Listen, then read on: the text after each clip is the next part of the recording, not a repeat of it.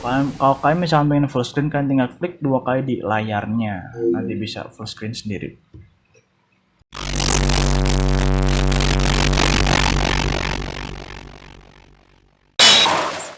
Oke, kembali lagi di channel Dayatek.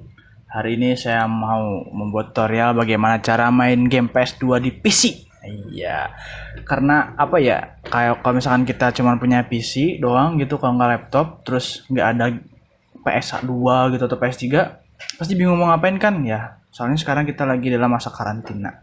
Oke lah, biar gampang, saya langsung lanjutkan aja ke tutorialnya. Jadi cara untuk main game PS2 di PC. Yang pertama-tama itu kita butuh BIOS PS2 dan yang keduanya itu kita butuh softwarenya yaitu PCSX2. Ini versi beta dan BIOSnya itu versi yang semuanya lah ya. Nanti kalian bisa download 2 file ini di kolom deskripsi, dan untuk gamenya, kalian bisa download juga di kolom deskripsi. Nanti saya kasih link untuk ngedownloadnya. Oke, nggak usah basa-basi, langsung aja. Karena ini versi portable, langsung aja klik kanan extract here. Nah, udah gini, udah diekstrak. Saya akan klik kanan, saya open window, punya window ya, buat PCSX2-nya. Habis itu kalian buka folder BIOS. Udah klik folder BIOS. Nah, folder BIOS yang dari saya buka juga. Nah, RAR BIOS-nya dibuka. Klik folder BIOS. Yang ini semuanya diblok, diklik kanan gitu ya. Habis itu klik drag and drop ke bagian BIOS yang di PCSX2. Nah, udah gini beres. Langsung habis itu close, buka PCSX2 lagi dan buka PCSX2.exe. Klik kanan, run as administrator. Kenapa? Biar bisa ngebaca diskrete grafik kalian kalau misalkan kalian pakai Windows 7. Kalau misalkan kalian pakai laptop, maaf. Oke. Di situ kita langsung ke config, ke emulation setting. Di sini kan bisa ngesetting semua game fix, speed hack, GS Windows. GS Window ini jadi kalian nyeting ukuran layar kalian mau berapa. UV, EOP ini udah nggak usah dihirauin, langsung aja ke preset. Ke preset ini ya, ke bagian preset yang di bawah. Nah, bagian preset ini kalian set di save ya, di default. Kalau misalkan nge-lag, kalian boleh ke kiri, ke save as, atau paling kanan mostly harmful. Oke, saya set di save aja. Di situ di config, di memory cards buka. Nah, di sini udah ada kan 8 MB. Misalkan pingin diperbesar memory cardnya, bisa kan pencet eject. So, klik di sini terus pencet create. Nah, misalkan pingin 64 MB, klik aja 64 MB. Ini misalkan kalian mau ganti nama memory cardnya di apa, misalkan jadi kiki gitu, terus pencet create. Nah, udah kan di sini langsung ada tuh port 1 GB PS2, 64 MB formatted no PS2 last modified sekian. Oke ya. Habis itu chat OK, ke config lagi dan masuk ke plugin BIOS selector. Nah, di sini kan ngekonfigur yang pertama adalah GS-nya. Klik GS. Nah, di sini setting sesuai dengan spek laptop atau PC kalian. Kalau misalkan PC saya ini bisa nyampe ke native 3 atau native 4. Kalau misalkan kalian di mid end, misalkan kayak pakai Core i3 atau masih Core 2 Duo, kalian pilihnya native PS2 aja. Kalau graphic card kalian kuat buat nyampe 3 kali native boleh. Kalau misalkan nggak kuat, mending ke native aja.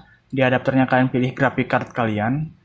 Rendernya pilihnya ke Direct 3D 11. Kenapa? Karena ini paling enak untuk ngerendernya. Oke, saya balikin lagi ke settingan saya. Chat OK. Habis itu kalian setting padnya. Nah, di sini kalian bisa pakai multi tab. Bisa nyampe 8 orang berarti untuk main. Lebih kayaknya. 1, 2, 3, 4, 5, 6, 7, 8. Nah, 8 orang buat main. Kayak misalkan main Smackdown Raw, atau misalkan mau main berempat kayak downhill. Nah, di sini kan bisa setting di pad 1 kalian setting controller pertama kalian, terus pad 2 setting controller kedua kalian gitu. Untuk kontrolnya kan bisa pakai stick PS1 asli, PS2 asli. Terus habis itu kalian pakai converter ke USB. Nah, nanti saya tampilkan gambarnya. Ya, seperti itulah. Udah, misalkan kalian setting, chat OK. Habis itu masuk ke BIOS. Ini plugin yang bawahnya nggak usah diapa-apain lagi lah. Ini SPU tuh buat sound, pilihnya ini aja, better.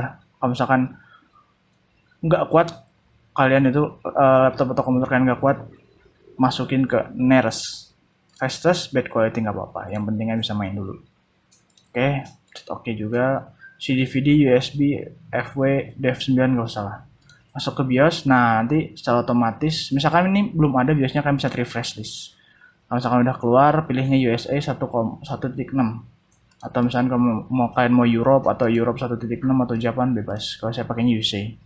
Soalnya lumayan beberapa game udah bisa masuk semua di sini. Cet oke. Itu kalian ke CD ISO selector. Nah, karena di sini saya udah pernah main di emulator ini, saya masukin lagi ke WinRAR gitu. Di sini udah ada game-game saya. Ini bisa caranya gimana buat masukin gamenya? Tinggal pencet browse, pilih folder di mana kalian masukin game kalian. Jadi kalau misalkan kalian download tuh dalam format RAR, diekstrak dulu gitu. Kalau saya nyimpennya di PS2 nih, di PS2. Nah, misalkan kita mau main The Warrior ya, kita klik The Warrior. Nah, di sini CD video ISO selector. Nah, udah di The Warrior ya. Kalau udah seperti itu, kalian bisa sistem, habis itu boot ISO full buat ngeloadnya. Nah, kalau kalian misalnya pengen full screen, kalian tinggal klik 2 kali di layarnya, nanti bisa full screen sendiri. Oke. Dan ya bisa. Oke, bisa.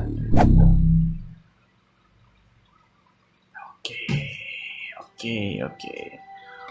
On the wheel.